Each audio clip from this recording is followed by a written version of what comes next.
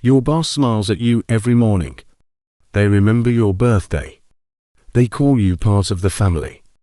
But let me tell you something that nobody in that office will ever say out loud. Your boss is not your friend. And the moment you start believing they are, is the moment they win. I know that's uncomfortable to hear. But by the end of this video, you won't just believe me, you'll have proof. Stay with me. Welcome to Truth Shift, where we expose the rules of the game that nobody in the system wants you to know. Today, we're talking about one of the biggest mistakes working professionals make, and most of them don't even realize they're making it. They treat their boss like a friend. They confide in them. They go the extra mile for them. They stay loyal to them. And then, one day, without warning, they get laid off, passed over for a promotion, or thrown under the bus in a meeting they weren't even invited to. Sound familiar? This isn't a coincidence. This is by design. And today we're going to break down exactly why your boss cannot be your friend, no matter how nice they seem.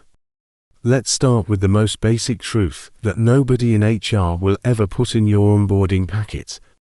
Your boss has one job, and that job is to extract as much value from you as possible, for as little cost as possible. That's not me being cynical. That's literally the job description of a manager in a corporate structure. Think about it. When your boss gives you extra work, they're not doing it because they believe in you. They're doing it because it makes them look good to their boss. Your results are their results. Your success, that belongs to them. Your failure, that's on you alone. Here's a real example. Imagine you've been working 60-hour weeks on a major project. The project succeeds. Your boss presents it to the executive team. Who gets the credit in that boardroom? Not you. You weren't even invited to the meeting. But what if the project had failed? Whose name do you think would have been mentioned first?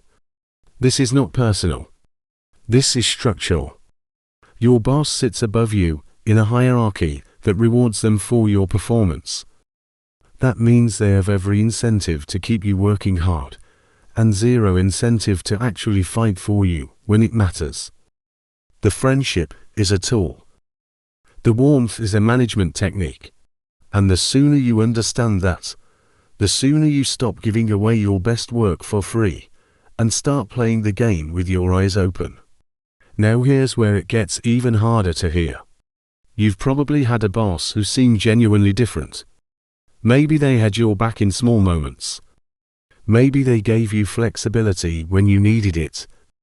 Maybe they even told you, "I'll always look out for you." And you believed them.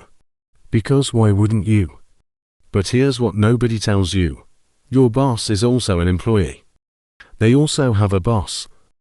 And when the company decides to cut costs, restructure, downsize, or eliminate your department, your boss does not have the power to save you, even if they wanted to. In fact, many bosses know months in advance when layoffs are coming. They sit in those meetings. They know the list. And they come into the office every day, look you in the eye, have lunch with you, laugh at your jokes, and say nothing. Not because they're evil, but because they signed a confidentiality agreement. Because they need their job to. Because at the end of the day, they chose the company over you before you even knew there was a choice to be made. This is not a rare case. This happens in companies of every size, in every industry, in every country. The relationship between you and your boss will always be fundamentally unequal. They have information you don't have. They have power you don't have. And when it comes to a decision between protecting you and protecting themselves, no amount of friendship changes what they will choose. But wait, this is the part that almost nobody talks about. And it might be the most dangerous one of all. When you believe your boss is your friend, you start sharing things you shouldn't share. You tell them you're thinking about leaving. You mention you're having financial problems. You open up about your personal struggles. You complain about other co-workers. You share your real opinions about the company. And in the moment, it feels great. Because they listen, they nod. They say I understand, and thank you for being honest with me.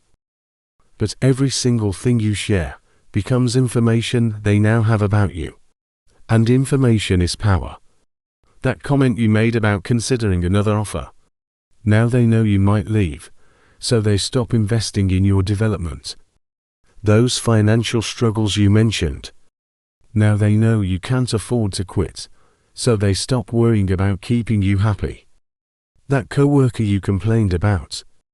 That conversation gets remembered the next time there's a conflict, and guess who looks difficult to manage? Your boss is not your therapist. They are not your career counselor. They are not your confidant. They are your manager. And in a corporate structure, information flows up. Whatever you tell your boss, assume that eventually, it will reach people above them. The kindest, most genuine boss in the world still operates inside a system that rewards loyalty to the company over loyalty to the individual.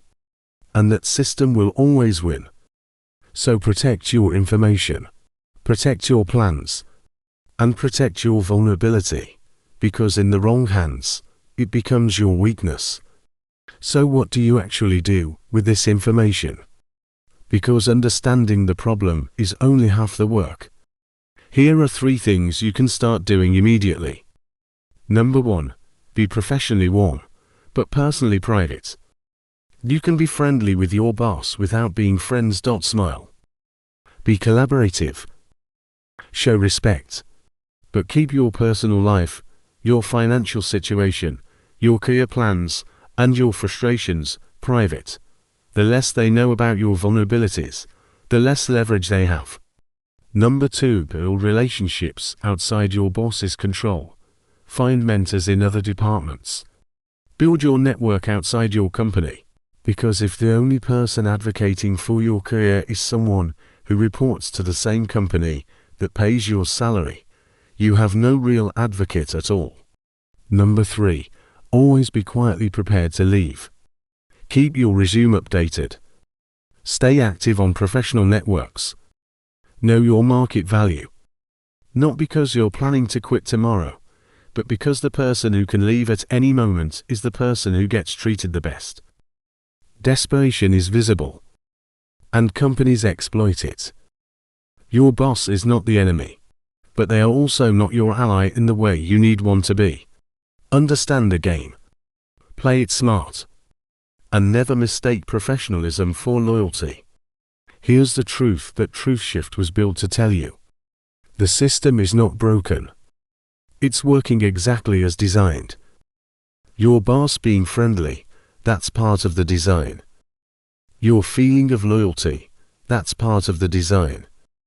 Your reluctance to leave, to negotiate, to protect yourself, all part of the design. But now you know. And knowledge is the only thing they cannot take from you. Your boss is not your enemy. But they are also not your friend. They are a professional, and it's time you started treating this relationship the same way. If this video shifted something for you, hit that like button. It takes 1 second and it helps more people find this truth.